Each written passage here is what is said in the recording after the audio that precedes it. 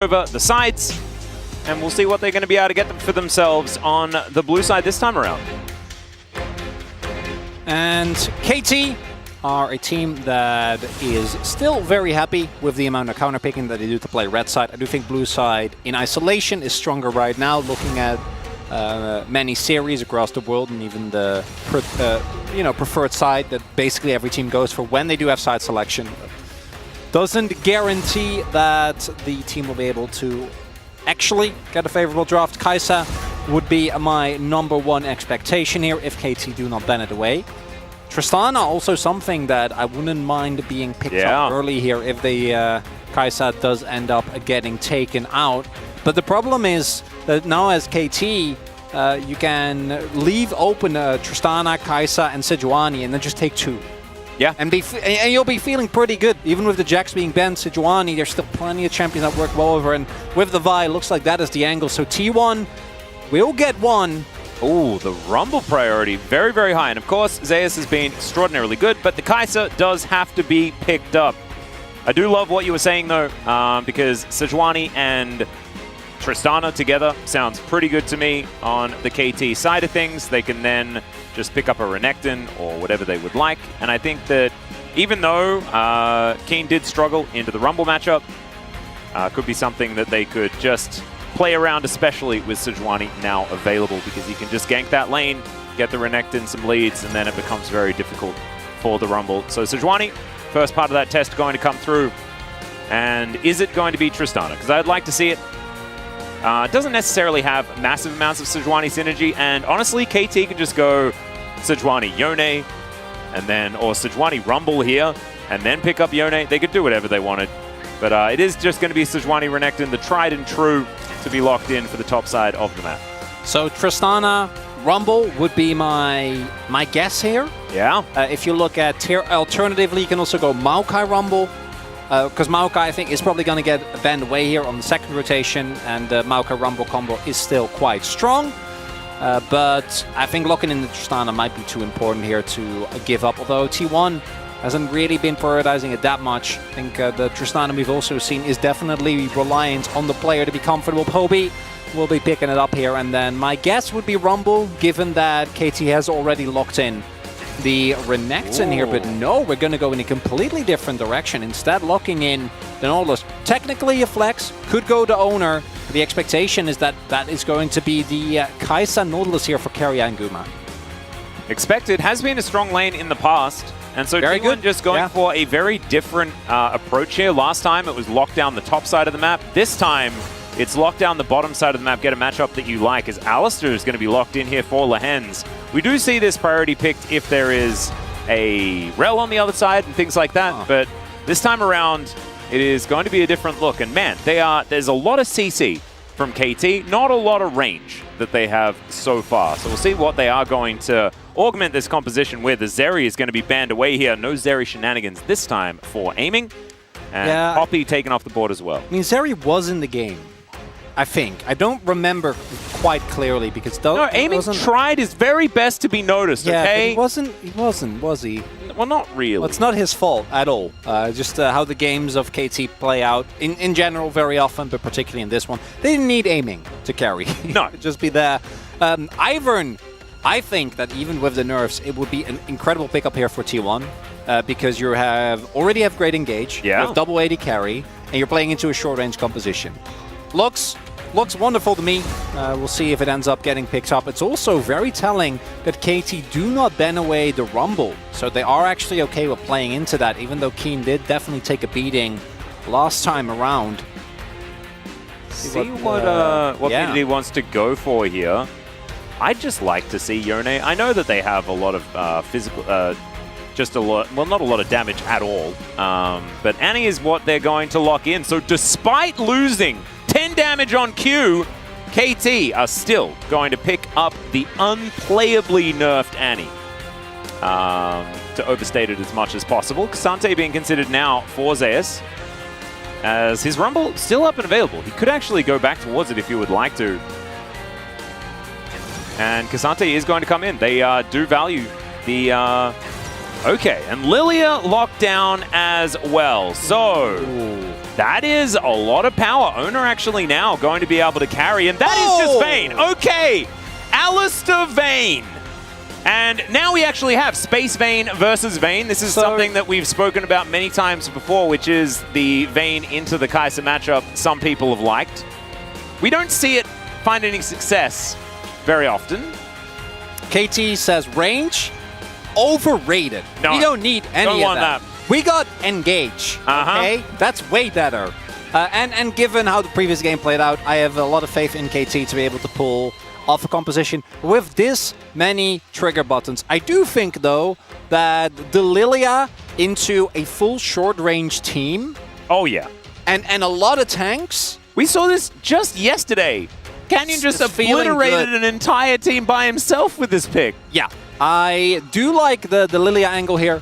It's something that we have seen work out very well. Build going to be interesting here. The overview build comes to mind, but I really wouldn't mind Leandri's into the amount of health that's going to be on the enemy team. We'll see if Oner ends up going for that, or if it's going to be the the Rod of Ages, Rod of Ages stuff. demonic overheal type of situation. Merctrat's going to be very valuable for T1. It feels somewhat reminiscent of the previous game. I really like T1's comp. You have great poke. Oh, yeah. You have a lot of peel and mobility for your double AD carries while still having an AP threat. In the Lilia, Zeus not going Rumble means the laning phase will be worse, but you should be able to keep your carry safe a little bit better. But then you look on the opposite end, and with how good KT's team fighting has been like this composition, when they want to get on top of you, they will. And someone's going to die, and if it's not the right person, then T1's going to be in trouble. Yep, and aiming felt super irrelevant last game, and so now he's just picked Vayne because he just wants to have a good time. And I don't blame him. Let's jump onto the Rift here for game number 2.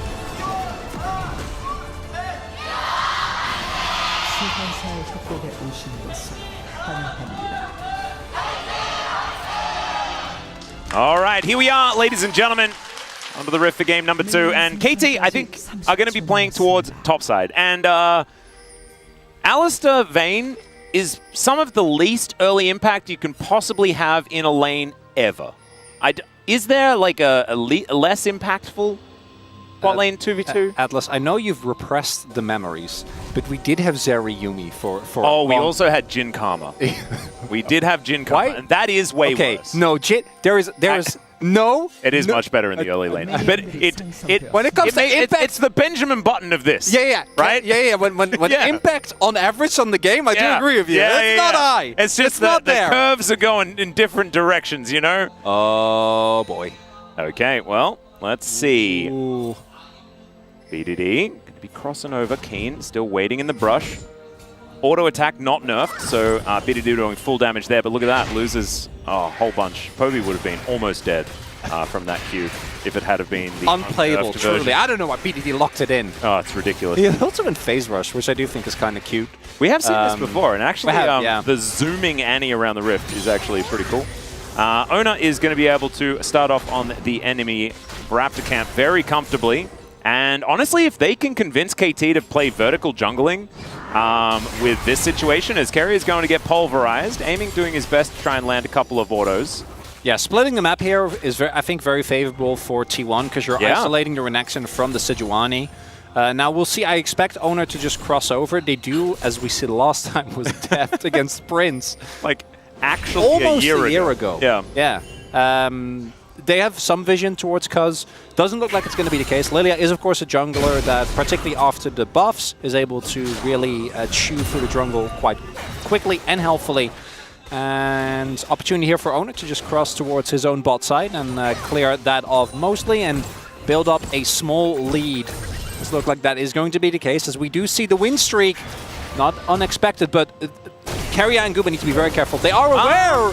Yeah, Keria is now losing a lot of health. Yeah, Cuz is going to come in here, and Keria is a dead Nautilus walking right now. Does have Flash available. Oner's moving in as well. Let's see what they can actually get done here. Arctic Assault comes down as Lehens dives forward. Aiming, looks for the kill, and he does get it. Flash Tumble comes through as well, but there's the watch out heap, and he's hit by the bowling ball. Oner is going to be able to even out the trade. And KT, they managed to slink the rest of them away.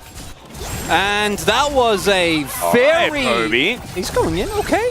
I respect it. A very, very close call there for the T1 bot lane, because you know that Cuz is bot side, right? Like, you had vision. You know he started bot side. You also know that for a fact, he will not be going to his top side jungle, because there is no top side jungle. True. So you can look for a crash, right? Try to crash the first few waves, because you don't have any wave or any presence, level 1 for aiming at lands. Crash the wave, then back off, so you're in a safe position, and you're actually able. You can also wait till Oner gets there and keep on shoving, doing neither, not allowed. Keria, he's level 2! Yeah, and he's in the top lane! He's just hex flashing in. Is he gonna do something? I'm not quite sure yet. He is walking. They do find Cuz. They do. Poby is at 50%, but Annie is back in base, teleporting back now. Lahens is also level 2 now on the map. I mean, that's just the way. That is the way. That's how it goes. He's going to hex flash himself into this brush as well to look for that gank angle. As we'll check this one out one more time. Yeah, the Condemn and Pulverize combo working out pretty nicely. Yeah, just really nicely done there by the KT bot side, right? Like the flash, the setup, because they know that Cuz was coming in for the gank. And then, luckily for T1, they're able to get the counter kill, because if they don't, and particularly they get the kill on aiming, who is the most valuable target to take down, with the double, with the W from Guma rather, and then also the bowling ball hitting from Oner. Because if that doesn't happen, if they don't get that counter kill, life is going to be very rough, as Poby is actually up a TP. So yeah, he's actually fine. I think it's fine this time around. It's the opposite of what happened last time. Should be able to catch the wave here, and not going to be feeling nearly as bad as last time around. Yep. I was mainly just saying it because of the emote. Oh, I didn't see the... It's just a little sad Yuumi. As he is going to dive forward once again. Does now have a cull picked up. Nice. Doesn't get hit by the W there. Well done. BD is 6 now, so... And he really has to be respected as... Oh, Guma. Okay. Does have plans. There's the Hex Flash. Headbutt to push Gumayusi back. In goes Cuz as well. As Gumayusi is now getting taken down solo. Aiming's going to be able to pick it up with a Condemn in the end. Silverbolt's now triggering onto Keria. He will survive, but that is another kill going over to the Vayne. He's only 8 CS behind as well, and that should be completely mitigated here as this wave is wiped out. Oner picking up the money is actually kind of fine, just because Lilia can really carry mid-games if she manages to get ahead. But still, not going super well here on this bottom side. And this setup, the fact that Cuz is just saying, I will just play through bottom lane if that's what you want me to do. And it's just kind of working. It is. Guma not keeping track of Lahens there. Really nicely done as well by Lahens to sneak himself into that brush, as Poby does get T-burst and not having the best of time with this trade. This is on vision. They do have the prio on bot side, but I think a contest here is still more than possible. Poby is taking his bear for a walk. As BDD moving on down, Hook is going to connect there onto Cuz, as now Keria taking so much damage, he will be taken out. Poby as well is going to explode, and somehow it's another kill for the Vayne as well. As Oner is running away, BDD finds the flash incinerate. Look at how fast he's going, it's a double kill, what? Aiming's on 4 kills on Vayne at 6 minutes, make it a triple. Oh goodness me, it could not have gone worse for T1. I know in the previous game we established that we were glass half full people, Atlas. Once again, I think the liquid hasn't run dry. It is evaporated. As we go back to display, unfortunately Guma has to cleanse the stun there, but as a result doesn't have plans for the ignite, so just gets taken down. I don't think he would have lived otherwise. And then here, if Oner is 6, maybe this works. But this was truly a desperate play for T1. Poby is already half health, isn't really able to do a whole lot, doesn't even get Cuz, who still has Aftershock, but even if they did, really, in a way, Vayne the original Zeri, because you're not getting away from her once the fight starts going south. Yeah. And I really, aiming, doing a great job on the Vayne, but Lahens is Alistair, man. Like, I really... His positioning... His early impact on this pick has been pivotal, and that's an early shiv, and that is... I mean, it's a 5-in-1 Vayne. We've all been in the solo queue games where Vayne gets ridiculously fed, and then she runs at you, and there is no counterplay unless you have your whole team there. And oftentimes in those situations, you just wait until the late game, and then she hard ints every single time. But this time, it's probably not going to be the same. It's only 1.4. It's only like a 1.5. So it's fine. It's fine. Well, now we've got another potential team fight as Shelly is being considered. Cuz going to move on over and take down some control vision. Love this. Look at this. It is just a man advantage for T1, and they do manage to take it down. Just don't go anywhere near where aiming is. Yeah. That's the plan. It's foolproof, you know? It's just ignore the problem until it goes away. Absolutely. Yeah. You love to see it. It's gonna at some point come back with extra plates and you know the 5 kills that are already there. Yeah, but up until that point, that's a future T1 problem. Oh, yeah, that's a future T1 problem. Current T1 doesn't definitely have to care. Is just trying to get as much money for Gumayusi as they can possibly find.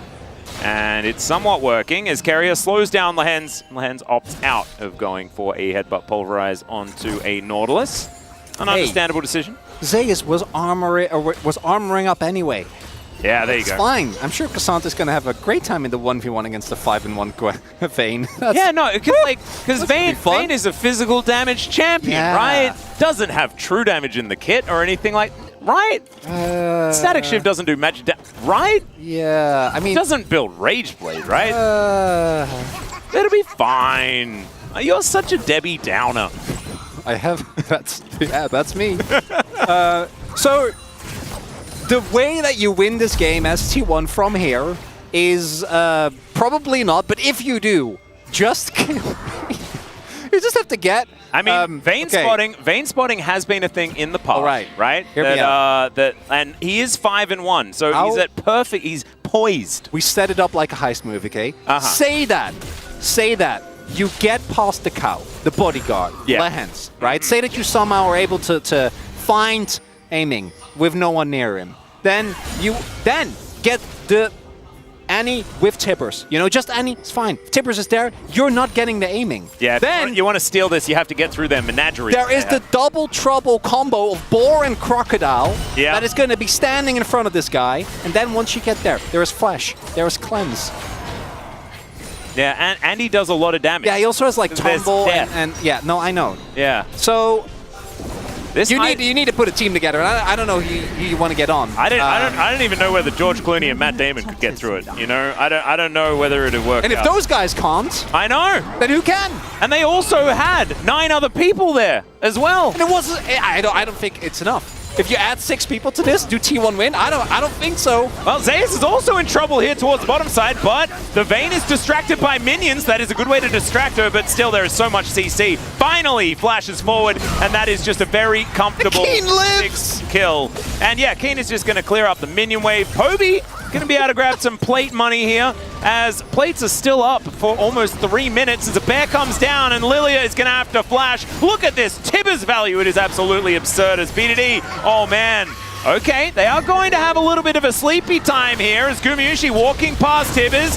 Keen is going to go down and Oner is still alive. Poby teleported in. Oh, the ult. Yeah, don't know about that one necessarily. But Tibbers surviving through all of this is actually pretty impressive. They used 2 flashes, a teleport, and like 4 free ultimates, and they got Keen. Worth. They got Keen. They lost. Doubled their kills. They lost Zay. It's a toughie. It is certainly. This is a replay. This was the replay, and now it is also the current situation. As running away from Vayne feels fun, doesn't it? Vayne is one of the least fun to play into Fed champions, you know? Lehens or Amy Redder, he hasn't. I don't think he's backed since he got his ship. No, he hasn't. And his Greaves. No, he's been at this bottom lane, putting little bolts into this this outer turret, and then coming over to take kills that Cuz and Lehens are spoon feeding him. Oh yeah, it's only a 3k gold lead on Vayne. I'm playable, right? Playable. Is that your final answer? Playable. I'm gonna go playable. Yep. So we take another look at the topside play where the goal was try and dive Keen. Keen has his dominance available. The Keria doesn't even have his ult yet at this point, so he isn't actually able to lock down reliably. And then Oner gets taken low here, is able to flash away. Thank you, Rod of Aegis. Keeps him alive there in the end, and then gets a double bowling ball. The ult comes through. Poby also teleports in. It's a great hook as well. Yeah, and then this one... I think BDD would have lived regardless because he already flashed away from the ultimate. And Zeus like, just one wave. Just give me one wave, bro. Just one. Aiming and Lance's like, no. You don't get one wave. You get nothing. Well, aiming gets a kill, but you don't get anything. No, he gets to swiftly go back towards the base, as that is because just diving on top of Gumayusi. Great killer instinct does come through there as Vayne running after Space Vayne, and Gumayusi going to flash his way out. But that is Flash and Cleanse now on cooldown as we look for the next objective. Going to be Shirley up very soon, and then the Drake to follow. As Zeus, why we keep watching this same replay. It's in slightly different positions on the map, though, as there are 4 people in this bottom lane, and none of them are on Zeus' team. It's worth. They're going to get 2 turrets for that. There we go. Maybe 1. I don't know about the middle. They are rotating. They will definitely get this. They will get top lane. They got a... No, guys, it's tough. This game is... Oh, the Vayne. Okay, just perma-CC her and she's dead.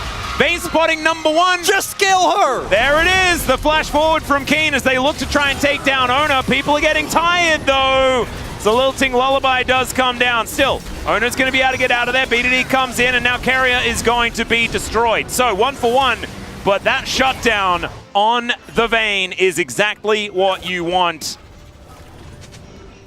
Oh no! I shouldn't have said Vayne. I wonder what Matt Damon and Matt Damon and Josh Clean would have had to say about that one. That was I mean, honestly, plan. like these Oceans movies, they're starting to get to the point where you really need to have that overly convoluted plot and really crazy odds, you know? So yeah, so the reason why aiming gets caught there is so that he then it was actually a good setup, right? They set up the bait on Guma in mid pushing is the setup, then they have the CC chain, and it's actually Guma that picks up the kill, 1,000 gold, which is really big. Then Oner almost ends up going down, but Keria instead gives his life for his jungler, which I do think is a good call, making sure that Oner gets out. Is this enough? No. This by itself is not enough. It needs to happen a bunch more times, and we won't know until the end, because there's always plot twists in twists in twists, you know? It's like where we get to the point where it turns out that the plan was part of another plan that was supposed to fail, because then the real plan could work. Yeah, no, exactly. And they had to come up with that plan because they knew that there was some inside man that was listening while they were coming up with that plan. And therefore they needed a fake plan, and they needed to wink at each other a certain amount of times while they were talking about it, so that they would understand the real plan. And then we get the slideshow of the different winks from the earlier scene. And then in the background, a bunch of stuff is happening. Oh, yeah. So, lots of circuits and wires as well need to exist. Oh, yeah, absolutely. And it's a Cloud Soul. Oh, baby. To be perfectly honest, like, the gold is very close. Yeah, it turns out when you get a 1k gold shutdown, that helps with equalizing the gold. Every bit of gold is basically on aiming as well. And he's playing Vayne, and we know that you can just do nothing and die on this champion very easily. I still don't think that T1 should be in a great position in this game, just by the virtue of KT having a composition that I think plays out a lot more straightforward. But when the whole situation with Aiden getting fed the game looked truly over. And now the combination of the fact that they picked up a bunch of kills and that they actually got the topside turret. Poby actually has been able to catch a lot of waves, and KT has been doing a lot of rotating. But even though they end up killing like Zeus, for example, they have been losing a little bit of CS left and right. It just means that now the gold isn't completely insurmountable. Is it good? No, it's still not good. But if Guma can get to a third item, you know, maybe Kaisa can somehow pull through and show why, you know, we think Space Vayne is super busted and normal Vayne it's just Vayne. It is. I think Keen might be dead. Keen may have some trouble surviving this. He's going to get depth charged. Keria says that is about all he needs. Poby dives on top of him, and the Crocodile is indeed dead, getting the Zeus treatment here on the bottom side of the map. Must be cathartic. It's not fun to be a top laner. You just want to go to your little side wave. Yeah. Farm your lane. Not going to be allowed here. And there is no real cross map available here. They could have gone for the topside turret, but doesn't look like that is going to be the case. And instead, T1 is going to keep the gold lead within a 2k touching distance. And all the kill are going over to Gumas. Poby is definitely not going to be... All right, secret agent Poby. Are we going to... Okay, it's just going to be thrown around like a ping pong ball. Yeah, I feel like we keep seeing the same play happen on either side. Yeah, right. Like, someone has died in bot side overextending like 5 times. Oh, okay, bowling ball going to miss. Aiming is getting a bit frisky. That's a lot of damage. These Trinity Force procs are starting to hurt. Oh, all right, Gumayusi is going to get stunned up. That is a 9th for aiming. KT still on the warpath though, as Oner, I don't know whether jungling is really the thing to be doing at this point in time with all the bad guys there. Still managed to get it though. Just seemed a little bit dangerous to me. It is, yeah. And KT taking down mid here would be a really big win for them. Means that there is very little bastion of safety as Splash does come forward. It's not the greatest headbutt there, but they do manage to take down this inner turret. Lahens could be getting sleepy, but isn't going to. No lilting lullabies going to be invested into this one. Inner turret still going to be going down here, and that means that KT move towards a more respectable 4,000 gold lead at this point in time. You do have to remember that T1 were able to pull it back, but now that was largely to do with those 2 turrets like you were talking about. And the bounty. Yeah, and the bounty going over. Not the actual game state really and inner turrets, up. It's a lot of money. There is also a BDD that we haven't really talked about yet because the game hasn't been about him as, again, this is when they make too many sequels. You know, I don't need another sequel. Well, we've had enough. We really came up with the right reference for way too many sequels. Like, let's be honest. It keeps happening. Yeah. You know, it's minute 20. When in Rome. That is going to be Zeus finding Lahens. The all-out does come through. Headbutt. There's the pulverize. He's just dead. Lahens just straight up outplays the Cassante. I'm not sure about that one from Zeus at all. As Cud's going to get knocked up. They are on this Baron. They will be able to take it. Maybe that was the cunning ruse. But Keria, he is going to go down here as BDD. Oh, the nerfed Q not going to be enough to grab the kill. The auto attack going to come through in the end as Gumayusi gets over the wall. And now it's BDD that's going to try and clean this one up. The Baron does come through, and if they do manage to keep a few of these alive, actually could work out just fine here for T1, as Tibber's not going to find it. And Gumayusi gets out. Actually kind of massive that now they keep 3 of these Barons alive.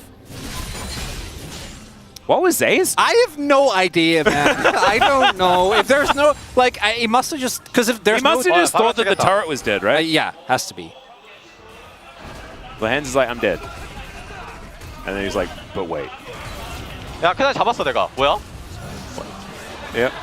What the hell did Cassante? Yeah. Basically what he said.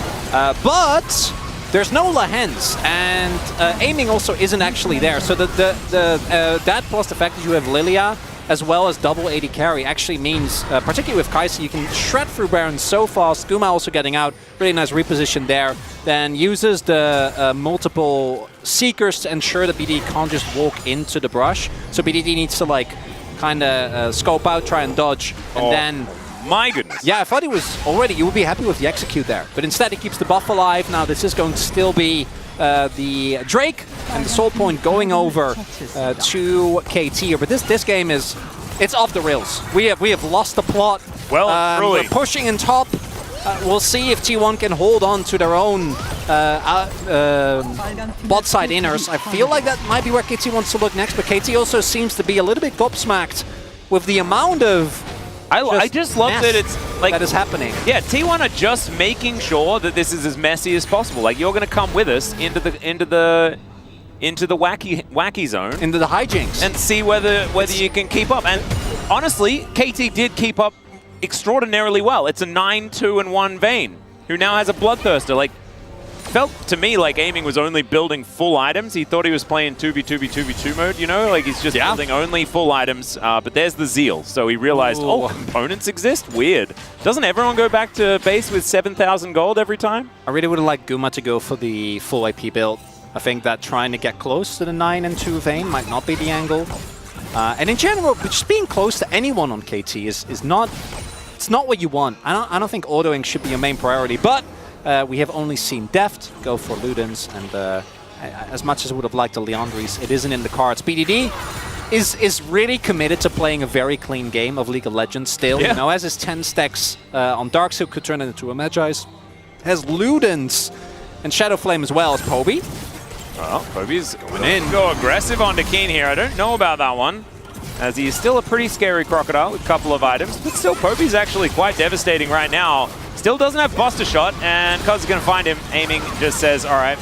He's just the garbage man in this game, isn't he? He's just like cleaning up every single kill around this map. And that is 10-2-1 now. Oh dear. BDD, lurking in the forest. Kind of interesting because, you know, the Annie Red Riding Hood skin kind of exists. Oh, I didn't think about that. Yeah, so it's like just getting one back. Great topical reference. I know, isn't that sometimes, you know, you gotta really dig deep to find the things to talk about. I mean, there's been a lot happening in this game. There has definitely been a lot. And honestly, I'm not even 100% sure that KT is going to win this. You can see by the 15-4 at the top of the screen. They are doing very well, but you can see in the gold, and they're actually just kind of even. Yeah, and it's also important to note that, if I'm not mistaken, if T1 win even a single game, yes, they are mathematically locked in.